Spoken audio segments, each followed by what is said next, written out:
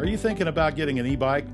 Here's one of the most important factors most manufacturers don't even talk about. My name is JP and I'm an industry insider since 2014, but you can just think of me like your e-bike buddy. There's a lot of information out there that can be misleading or confusing, so I just want to share some of my knowledge and experiences to help you and others, learn more about e-bikes. So let me ask you a question. What would you consider a long car ride? Like 2 hours or 3 hours? Okay, hold that thought for just a minute. Let me tell you a story. I have this friend, his name's Jim, and he and his wife, they live in Irvine. And a while back, she wanted to get in shape, so he bought her a really nice bike. It was real high-end. I think it was a Trek or a Specialized, something like that. And she rode it 3 or 4 times and then just parked it in her garage, and that was it, So he came in and said that he was thinking about maybe getting one of our e-bikes for her. And so he did that. He bought one of our bikes. I think it was the Malibu or the Malibu GT. And she started riding it all the time. She discovered all these e-bike trails around her place, and she was going like 4 or 5 times a week, and she started calling the e-bike trails her super highway, And I talked to him just the other day, and he said that now she's actually riding all the way from Irvine down to the beach and back, and she's doing that 3 or 4 times a week.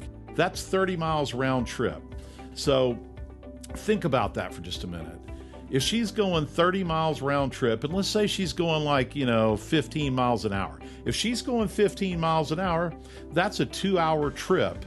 If she's going 10 miles an hour, a little bit more leisurely pace, that's a 3-hour round trip. So, and it's about the same as a long car ride that we were talking about earlier. I hear these kinds of stories all the time here at E-Lux. So the point is, you're going to be on an e-bike a lot more often than you are on a regular bike, and a lot longer than you are a regular bike. So when you are going to be spending all that time and doing that much riding, comfort is one of the most important factors when choosing an e-bike. And an upright riding position is one of the most important things when it comes to e-bike comfort. If you choose an e-bike with a forward-leaning, hunched-over riding position, you're going to feel every bump in the road that you hit as it comes up through the forks and the handlebars straight into your wrist that you're resting all of your weight on, and then it's going to go up into your shoulders and you're going to feel it in your back, How long do you think that's going to be before you're sore and ready to quit riding? Not to mention your neck and your head. Do you know how much your head weighs? Your head weighs about 11 pounds, I Googled that to figure that out. I'm not a genius or anything.